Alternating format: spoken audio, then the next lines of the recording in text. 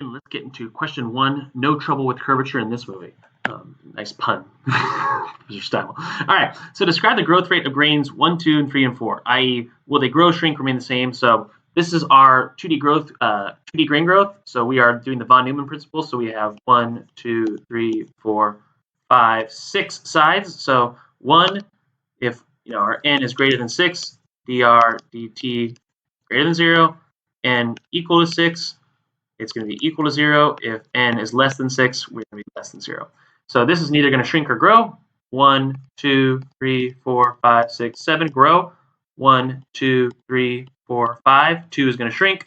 4, 1, 2, 3, 4, 5, 6, 7. 4 is going to grow. So those are the growing and shrinking. If I anneal this 2D grain structure, I leave it at high temperatures for a long time, will the grain grow or shrink? It'll grow. Justify your answer and point specs. So if we remember back to our equations, dr dt, actually, our r bar squared minus r naught squared was equal to like this m and t. So our average grain size grows as t to the 1/2. And remember, in this m, we had these two terms, these two kind of opposing terms.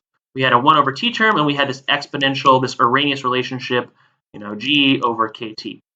So even though this, as temperature increases, this is going to decrease, this exponential at really most temperatures, that's going to dominate. So that's why it's going to grow. How it will scale with time, we've got it there. What direction will the grain boundary indicated by the blue arrow move? So here, remember, we know that our chemical potential of beta is going to be, so we have kind of some curvature like this. So we know that this is going to be positive curvature because we're sitting essentially in that well. So chemical potential of an infinite plate, U naught P, it'll be positive 2 gamma, or 2, actually V bar, 2 V bar, or kind of gamma GB over radius, so our curvature. So we move, and then this will be the same exact thing, but it'll just be negative here. So we move from high chemical potential to low chemical potential. So if the atoms are moving from beta to alpha, the interface is going to move here. So that's where we're going. So high chemical potential, again, to low chemical potential. So A will grow. So this is going to grow. And this one is going to shrink. Because we're going from, again, high chemical potential to low chemical potential. So high to low. There we go. So write the Bell reaction curve. So let's go down below. So again, I want to move from beta to alpha. So I want to jump this little barrier side opposed to going to this barrier here. So excellent. So we got that. We write the chemical potential. We explain. Fantastic. So now we need to look at the 3D spherical particle size growth as a function of time. So this is for our 3D grain growth. So we're doing Oswald ripening. So we should know that the average, a cubed minus a naught cubed 2, whatever. And then it's a function of, again, there's some kind of slope here. Again, be careful if I give you a log problem. Again, review for your exam that in-class activity, please.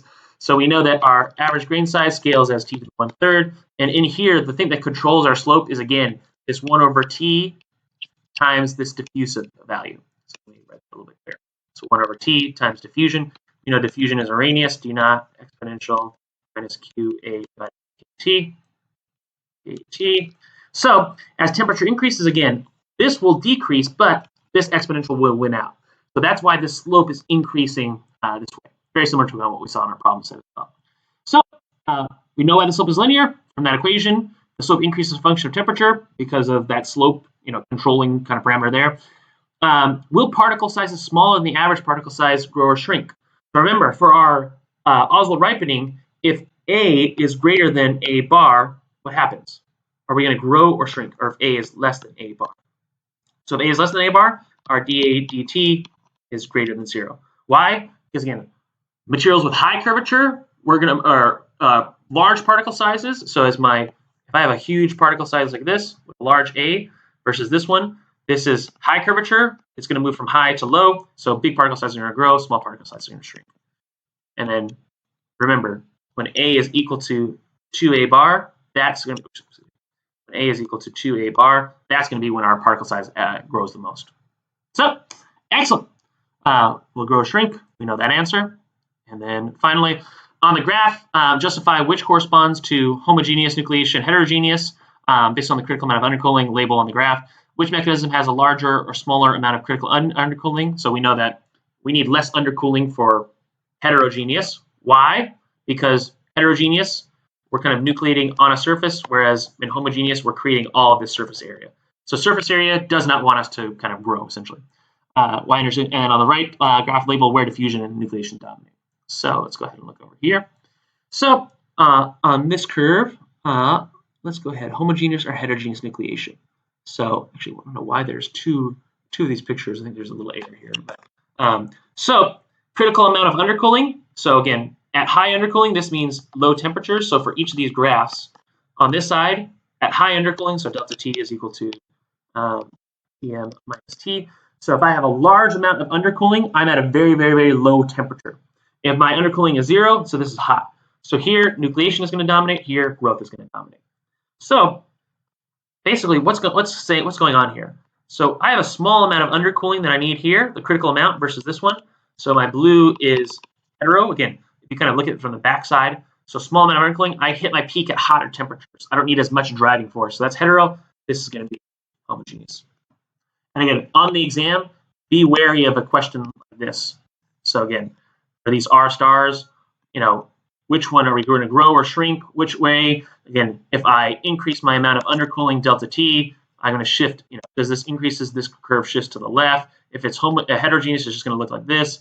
If my delta T decreases, it's going to shift us to the right. Anyways, just be wary of that problem, and also log plots. All right, that's it. All right, let's go on to next problem 2 next time. I'll see you then. Thanks.